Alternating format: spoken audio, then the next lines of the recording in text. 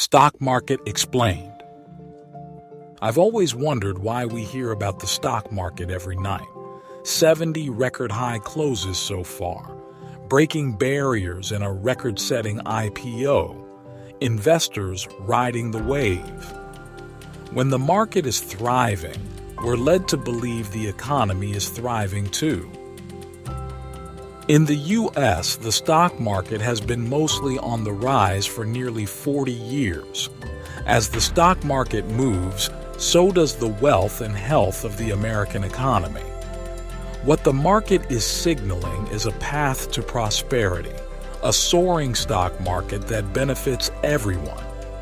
Since the election, the market has gained nearly $3 trillion in value. But when you total up all the goods and services exchanged in the U.S., the actual economy isn't growing as fast as it once did. Wages have barely moved in decades, and the average American family's net worth still hasn't fully recovered from the Great Recession. So what exactly does the stock market measure? The stock exchange has been the gauge of American prosperity. Look at the Dow, currently on the rise. The Nasdaq finally hit 5,000. Investors are eagerly watching. Dividends, a modern gold rush. We're witnessing a global economic expansion. We've reached historic levels. A stock buyback. It's a fundamentally ruthless philosophy. To understand what the stock market reflects, it helps to picture a simple business, like a lemonade stand. Jill wants to expand. She tried getting a loan, but the bank saw it as too risky. Wealthy investors weren't interested. She can go public, giving anyone a chance to invest in her business through something called an initial public offering, IPO. Investors pay a set amount, say $1, for a small piece, or share, of Jill's company. Jill sells multiple shares and builds her lemonade empire. With that money, she opens more stands, increasing profits. She can invest in developing new products or return some profits to investors as dividends. She doesn't have to, but it encourages people to invest like Sam, who missed IPO day but believes in Jill's potential. He buys shares from an original investor for twice the price. That's the stock market. People constantly buy and sell tiny portions of companies based on what they believe they'll be worth later. Except in reality, this happens thousands of times per second, worldwide. There are stock markets everywhere, but the New York Stock Exchange is the biggest. It's been around since 1792, when 24 brokers met under a buttonwood tree on Wall Street. Today, it's where major companies like IBM and GE are traded. The Nasdaq, founded in 1971, is its younger, more tech-driven counterpart, operating electronically and listing companies like Apple and Facebook. To gauge the U.S. stock market's performance, both exchanges matter. Indexes simplify this, compiling share prices into a single number. The S&P 500 tracks 500 major companies across both exchanges, while the Dow follows only 30 key companies. In 2015, it replaced AT&T with Apple. Other countries have their own indexes.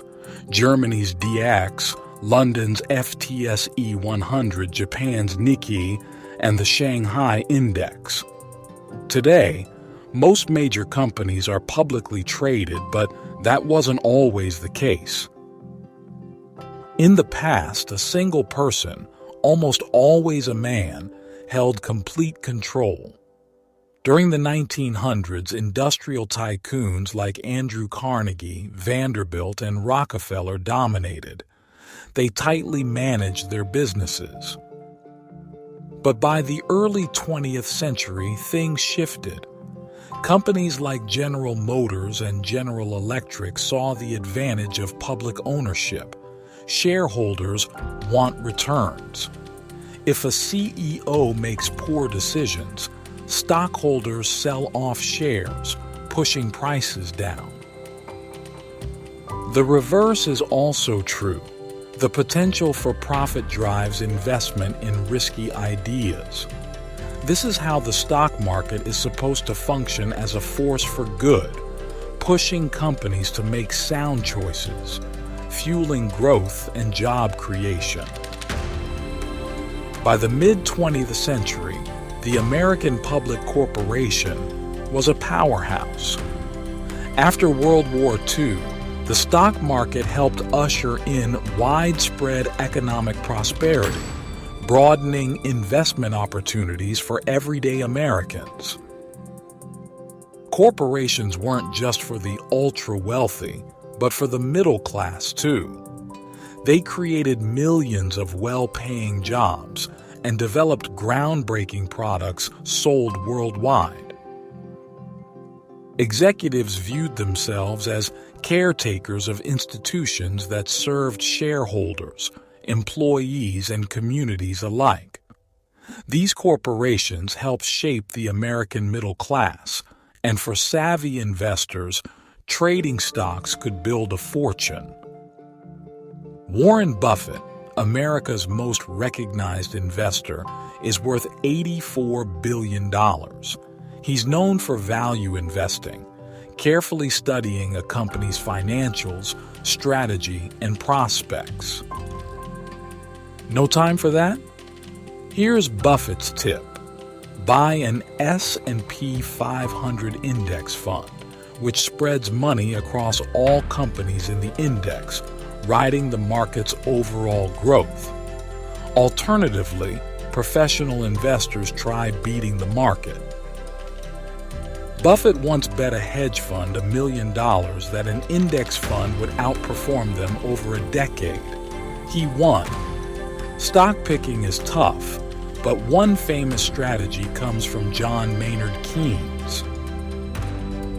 He observed that newspaper beauty contests asked readers to choose the most attractive faces, not based on personal preference, but on predicting the consensus. Stock markets work similarly.